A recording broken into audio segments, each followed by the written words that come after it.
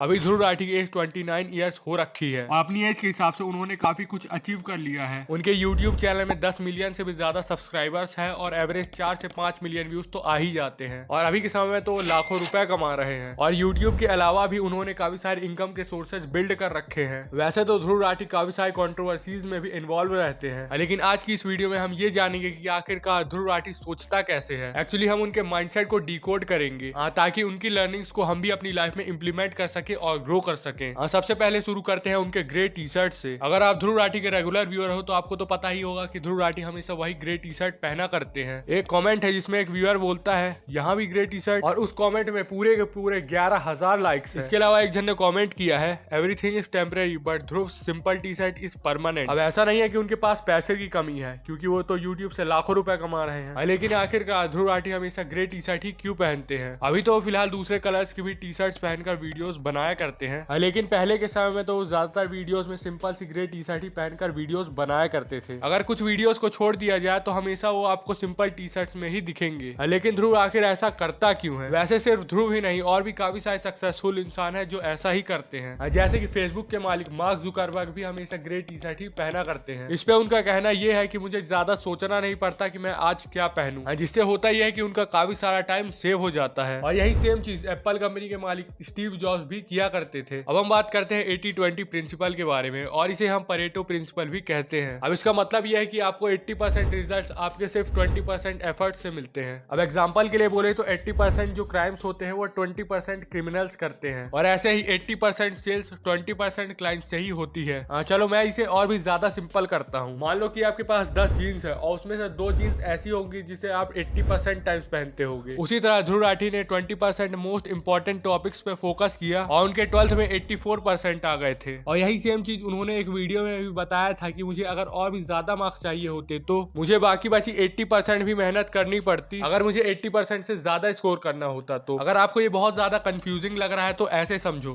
20% पढ़ाई करके आए 84%। ध्रुव का कहना है कि अगर मुझे इससे ज्यादा मार्क्स चाहिए होते तो मुझे बाकी बची 80% पढ़ाई भी करनी पड़ती। आई होप कि आपको ये समझ में आया होगा। बात करते हैं डेलीगेशन ऑफ वर्क के बारे में। अब इसका सीधा सीधा मतलब यह है कि आपको सिर्फ उतना ही काम करना है जो काम आपके बिना ना किया जा सके, या फिर इसे हम ऐसा भी कह सकते हैं कि आपको वो काम तो आता है लेकिन वो काम इतना ज्यादा इंपॉर्टेंट भी नहीं कि उसे आप करो। जैसे कि ध्रुव राठी जिस तरह की वीडियोस बनाया करते हैं, आखिरकार उसके लिए करना क्या क्या पड़ता है। सबसे पहले ये डिसाइड करना होता है कि वीडियो किस टॉपिक के बारे में। अपना टॉपिक डिसाइड हो गया है, उसके बाद रिसर्च, स्क्रिप्ट, वीडियो को शूट करना, फिर वीडियो को एडिट करने के बाद थंबनेल को क्रिएट करना, इतना सारा काम हो जाता है। ये सारे काम है किसी भी वीडियो को क्रिएट करने के लिए, बट इसमें से सिर्फ एक ही काम है जो ध्रुव राठी के अलावा कोई भी नहीं कर सकता, वीडियो को शूट करना। आपने चैनल को ध्रुव को देखने के लिए सब्सक्राइब किया है, ना कि किसी और को, इसीलिए आप उसे ही देखना पसंद करोगे। शूट के अलावा जितने भी काम है हम उसे डेलीगेट कर सकते हैं, यानी कि हम वो काम दूसरे को करने को दे सकते हैं, जैसे कि research, script writing, video editing, thumbnail. तो ये सारे काम ध्रुव दूसरे से ही करवाते हैं, लेकिन ये सब काम दूसरों से करवाने की वजह से ध्रुव को क्या फायदा हो रहा है। अब इससे होता ही है कि मान लो ध्रुव जब एक वीडियो को बनाने के लिए 20 घंटे ले रहा होता है, तो टीम बनाने की वजह से ध्रुव को सिर्फ 5 घंटे काम करना पड़ता है, तो 15 घंटे सेव हुए ना, तो वो ऐसा करके ज्यादा वीडियोस क्रिएट कर पाते हैं। और जैसा कि आप उनके चैनल को भी देख सकते हो, पहले हफ्ते की एक वीडियोस अपलोड किया करते थे, लेकिन अभी हम पहले से कंपेयर करें तो ज्यादा वीडियोस आ जाती है, वो भी कम टाइम में, वो भी कंसिस्टेंसी के साथ। और जैसे वो एक वीडियो एडिटर को हायर कर रहे हैं तो अपने काम में भी बहुत ज्यादा एक्सपर्ट होगा, जिसकी वजह से वो और भी तगड़ी वीडियो एडिट करेगा। इसके अलावा मान लो ध्रुव राठी महीने के पहले 4 से 5 वीडियोस निकाल के 1,000 रुपए कमा रहा था, तो वो टीम रखने के बाद महीने की 8 से 10 वीडियोस निकाल के 2,000 रुपए कमाएंगे, और उसमें से 100 रुपए निकाल के अपनी टीम को दे देंगे। फर्क आप देख ही सकते हो, जब वो अकेले वीडियोस बना रहे थे तब वो महीने के 1,000 रुपए कमा रहे थे, लेकिन जब से उन्होंने टीम रखी तब से उनकी इनकम 1,000 रुपए से बढ़कर अप्रॉक्स 2,000 रुपए हो गई।